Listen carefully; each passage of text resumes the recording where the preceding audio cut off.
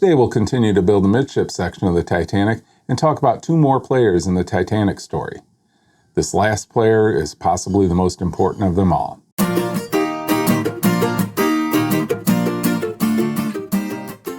Welcome to another episode of Jay's LEGO Adventures. I'm Jay. In today's episode, we'll continue building the midship section of set 10294, the RMS Titanic, with bags 17 and bags 21 through 23. These bags will finish the lower half of the first part of the midship section and begin the second part of the midship section. So far, this section's been interesting to build. I've been enjoying it as much as I did the first time I put it together. Although there are some repetitive parts, it doesn't make the build boring. Before we build, let's meet the Titanic's musicians. The musicians of the Titanic were an 8-man orchestra contracted through Liverpool agency CW&FN Black rather than directly employed by the White Star Line. They were divided into two ensembles, a quintet led by violinist Wallace Hartley and a trio of piano, violin, and cello. They performed separately throughout the voyage at concerts, services, and in dining areas. When the ship struck the Iceberg on April 14, 1912, Hartley and his colleagues famously played music to calm the passengers as lifeboats were loaded. Survivors recalled their extraordinary bravery, reporting that they continued to play until the end. Their final piece was said to be either the hymn Nearer My God to Thee or Son d'Automne. All 8 musicians perished. Several members' lives are well documented. Pianist Theodore Brayley, once a military bandsman, joined the Titanic at age 24. His body was never found. French cellist Roger Bacul, only 20, was posthumously declared a deserter by the French Army until officially recognized as dead in 2000. Scottish violinist Jock Hume, age 21, left behind a fiancée and child. His body was buried in Halifax. Bulgarian violinist George Krins was an accomplished conservatory graduate who had performed in Paris and London before joining the Titanic. His remains were never recovered. Hartley's body was recovered with his violin. The violin was later displayed in a museum. Their sacrifice inspired a worldwide admiration. On May 24, 1912, a vast memorial concert at London's Royal Albert Hall featured an orchestra of 500 musicians, conducted by figures including Edward Elgar and Henry Wood, honoring the band's courage and legacy. So, let's get to building. This is bag 17.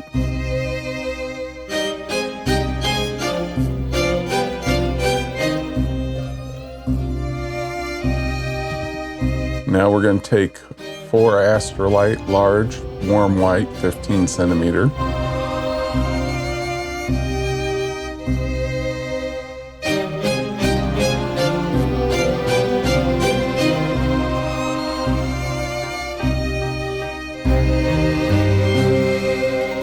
Those through 4 1x1 round bricks with holes in top.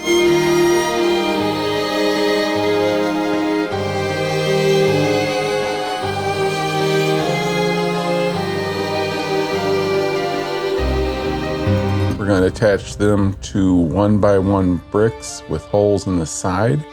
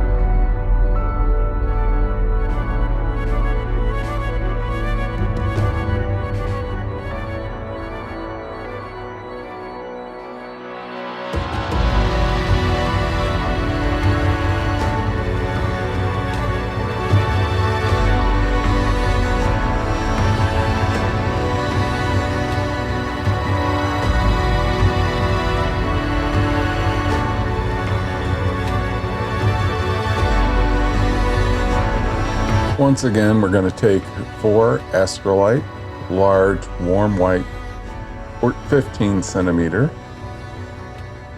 We're going to put them through 4 round 1x1 bricks with holes in the top. Then we're going to attach those to 2 1x1 bricks with the holes in the side. And these will make what I like to call light cannons.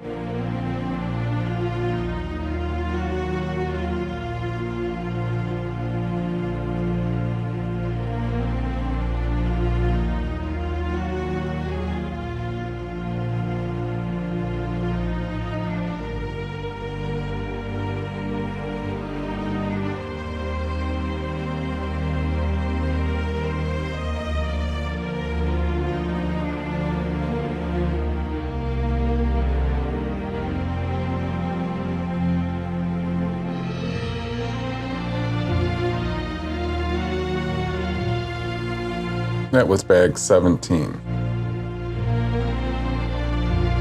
17 did the portholes here and the windows here.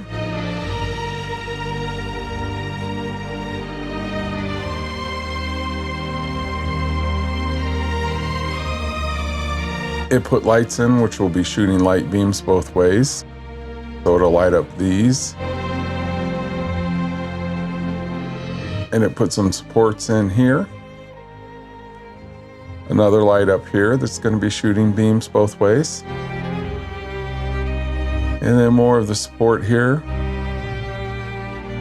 And a couple more decks.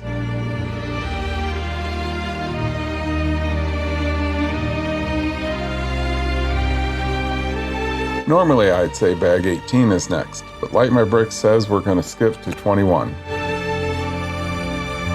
We'll be returning to 18, 19, and 20 later in the build. Let me get bag 21 together and we'll do that. We have one more player in this story to talk about. If this player hadn't existed, none of this may have happened. The iceberg that sank the Titanic on April 15, 1912 remains an object of both historical and symbolic significance. Its exact origin is unknown, but scientists speculate that it calved from a glacier in Greenland in 1910 or 1911 and traveled south via the Labrador Current. It likely drifted south through Iceberg Alley near Newfoundland. While some speculated that a rare alignment of Sun, Earth, and Moon in January 1912 influenced its calving, scientists largely dismiss this, emphasizing environmental factors like water temperature. This is bag 21. Light My Bricks wants us to skip to 21 and begin with the second part of the midships.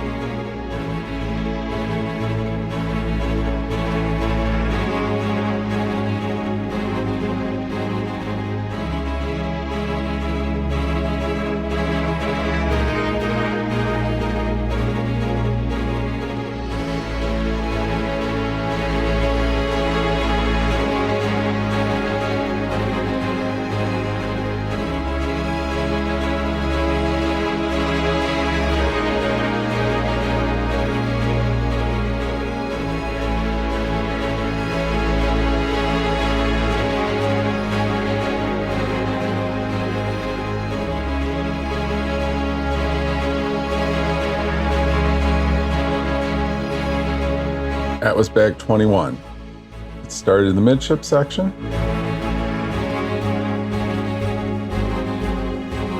Built more of the structure that I'm calling the spine. Again, the axle will go down through here. This section here is where the engines from the stern section fit in. This side will fit up to the other half of the midship. I think it's looking good. I'm enjoying doing it.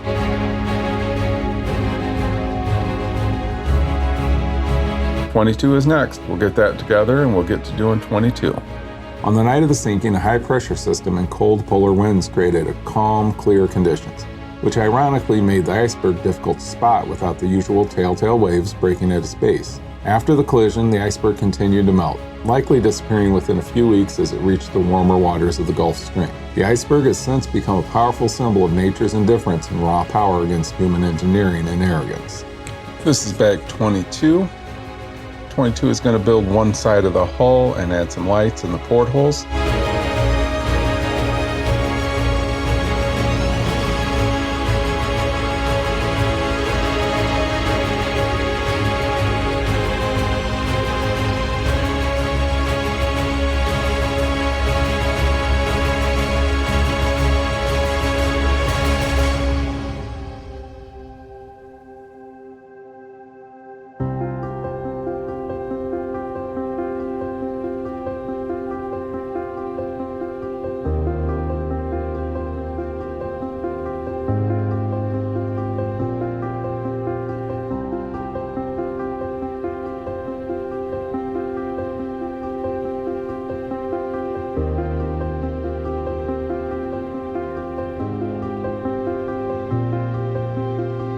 Like before, 2 Astrolite medium, warm white 30 centimeter,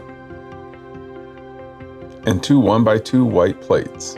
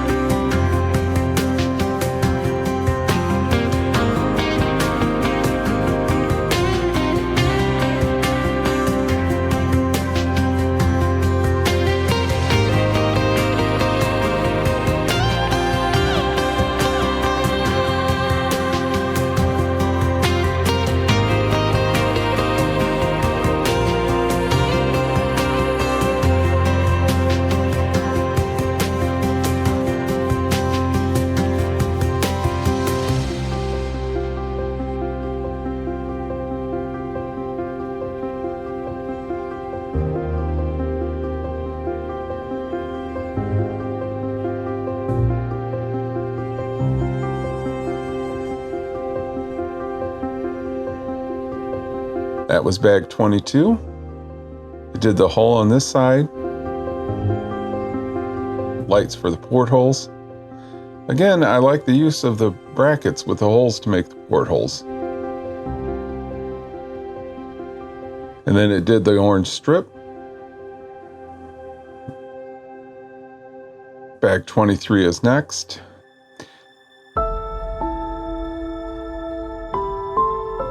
'23 is going to do the same, but for this side.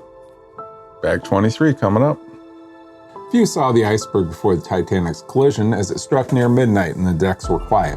Lookouts Frederick Fleet and Reginald Lee described it as dark mass higher than the foredeck, with Lee noting a haze and a white front. Other crew reported varying colors, dark blue, black, or ghostly white, and estimated it at 75 to 100 feet tall. Quartermasters Alfred Oliver and George Rowe observed it sliding past within feet of the ship. Passengers, including Edith Rosenbaum and Emma Bucknell, described it as a looming white wall and ice fragments on the deck. Many confirmed its massive shadowy presence after the impact.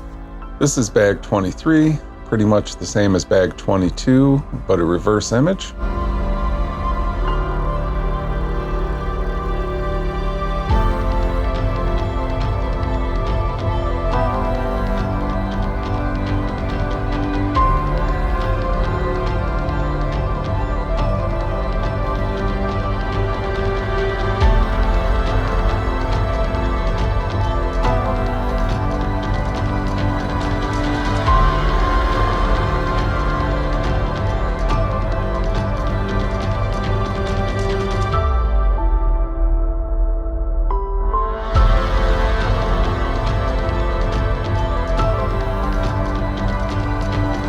Now, just like before, 2 Astrolite medium warm white 30 centimeter and 2 white 1x2 plates.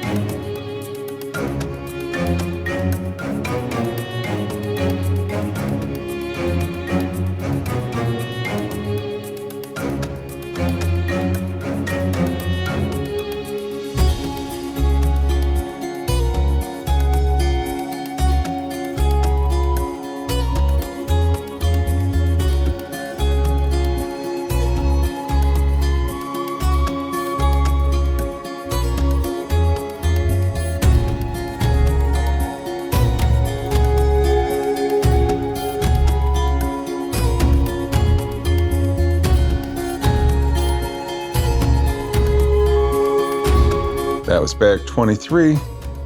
23 did this side of the hole, same as the other time. 2 lights to light up the portholes. It did the orange strip up top, and it made it look nice. Bag 24 is next.